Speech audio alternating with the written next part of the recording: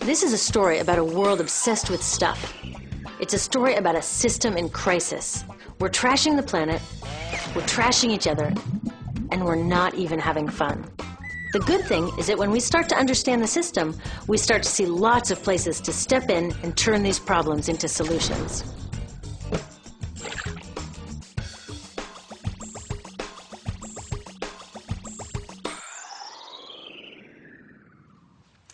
One of the problems with trying to use less stuff is that sometimes we feel like we really need it. What if you live in a city like, say, Cleveland, and you want a glass of water? Are you going to take your chances and get it from the city tap? Or should you reach for a bottle of water that comes from the pristine rainforest of Fiji? Well, Fiji brand water thought the answer to this question was obvious, so they built a whole ad campaign around it. It turned out to be one of the dumbest moves in advertising history. You see, the city of Cleveland didn't like being the butt of Fiji's jokes, so they did some tests, and guess what?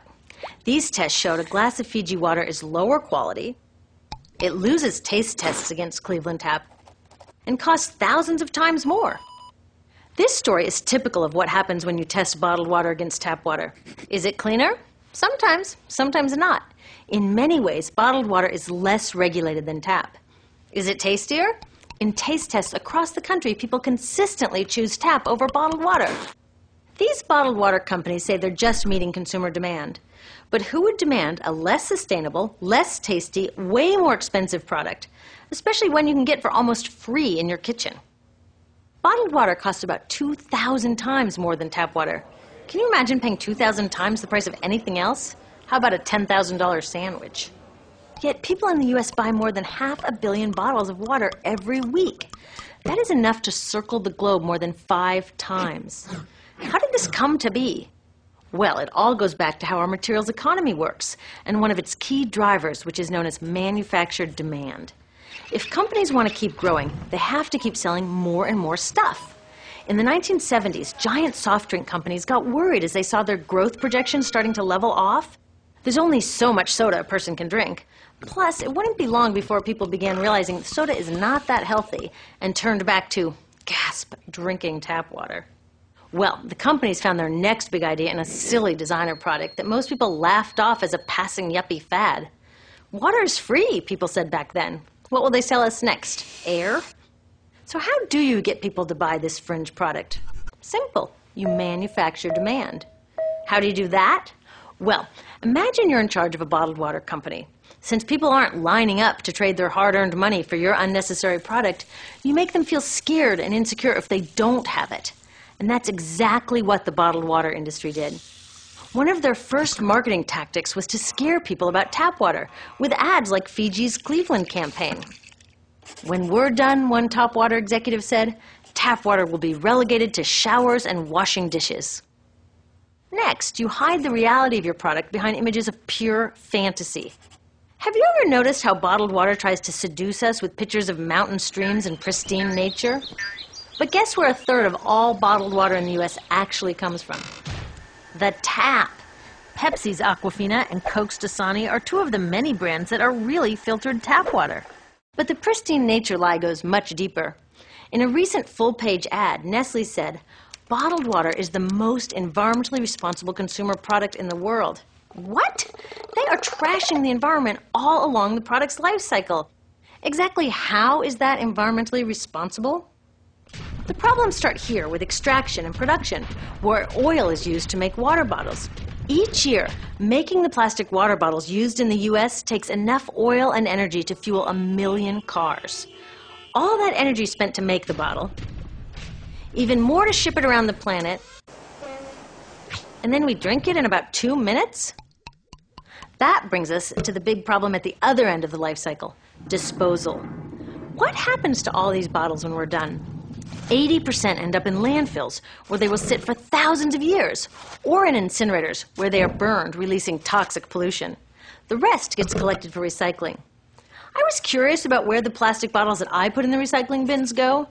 I found out that shiploads were being sent to India, so I went there.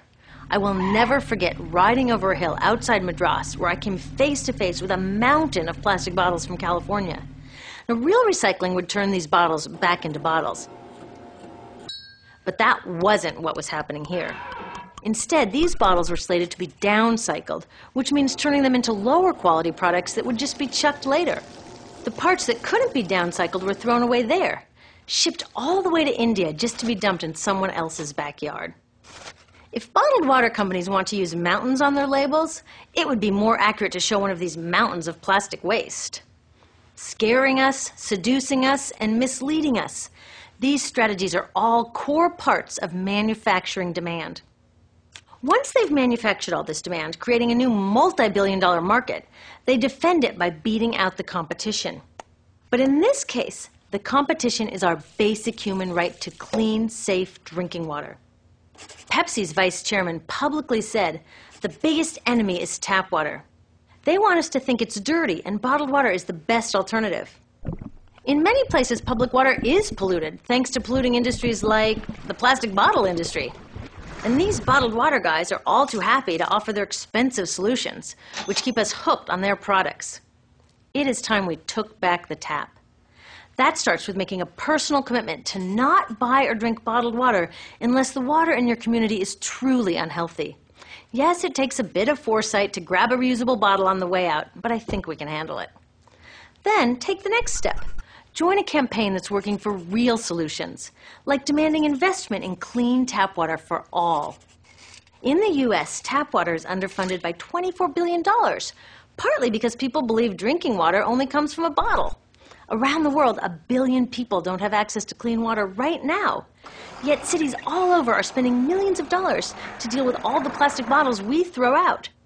What if that money was spent improving our water systems, or better yet, preventing pollution to begin with? There are many more things we can do to solve this problem. Lobby your city officials to bring back drinking fountains. Work to ban the purchase of bottled water by your school, your organization, or entire city. This is a huge opportunity for millions of people to wake up and protect our wallets, our health, and the planet. The good news is it's already started. Bottled water sales have begun to drop while business is booming for safe, refillable water bottles. Yay! Restaurants are proudly serving tap, and people are choosing to pocket the hundreds or thousands of dollars they would otherwise be wasting on bottled water. Carrying bottled water is on its way to being as cool as smoking while pregnant. We know better now. The bottled water industry is getting worried because the jig is up. We are not buying into their manufactured demand anymore. We will choose our own demands, thank you very much, and we're demanding clean, safe water for all.